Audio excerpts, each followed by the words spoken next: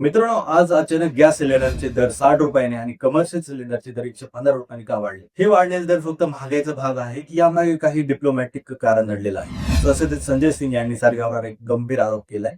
हे संकट नैसर्गिक नसून ते मॅन मेड आहे. ये विपत्ति आई हुई कैसे है मान्यवर? ये विपत्ति लाई हुई विपत्ति है. 2019 तक भारत को ईरान से सस्ता तेल मिलता था, रुपए में तेल मिलता था, गैस मिलती थी, हमारा मित्रतापूर्ण संबंध था उनसे. लेकिन भारत के प्रधानमंत्री खामेनेई की मौत पे खामोश रहते हैं. एक आदरणीय प्रधानमंत्री जी को पता था कि जो हार्मोज का समुद्री मार्ग है वहां से भारत की जरूरत का 60% कच्चा तेल आता है मान्यवर, और 50% भारत के जरूरत की गैस आती है मान्यवर. ये विपत्ति लाई हुई विपत्ति है. भारत आणि इराणची मैत्री इतिहासापेक्षाही जुनी आहे हे पूर्व पंतप्रधान नरेंद्र मोदी यांनी मान्य केलेलं होतं.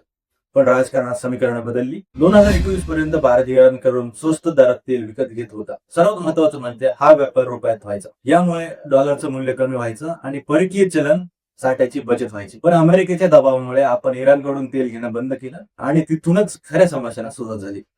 आता सर्वात महत्वाचा मुद्दा, स्टेट ऑफ हॉर्म्यूज. भारताला लागणाऱ्या एकूण कच्च्या तेलापैकी 60% आणि गॅसपैकी 50% पुरवठा या सागरी मार्गातून होतो. हा मार्ग इराणच्या पूर्णपणे नियंत्रणाखाली आहे. अलीकडच्या काळात इराणमध्ये झालेल्या काही घटनांवर भारताने बाळगलेलं मौन किंवा बदललेली भूमिका यामुळे या मैत्रीत दुरावा आला आहे. जर हा मार्ग असुरक्षित झाला किंवा तिथून जहाजांची ये जा थांबली तर भारतात इंधनाचा हाहाकार होऊ शकतो. सरकार सांगते की हा मार्ग खुला आहे, पण प्रत्यक्षात आजही अनेक जहाजे तिथे अडकलेली आहेत. गॅस सिलेंडरचे दर वाढले कारण आपल्याला आता महागड्या दराने दुसऱ्या देशाकडून तेल आणि गॅस आयात करावा लागतो. जो गॅस पूर्वी स्वस्त मिळायचा आता तो राजनैतिक संबंधातील तणावामुळे महाग झालाय. म्हणजे ही दरवाढ केवळ आर्थिक असून ती परराष्ट्र धोरणातील अपयशाचा परिणाम आहे का? हा सर्वात मोठा प्रश्न आहे.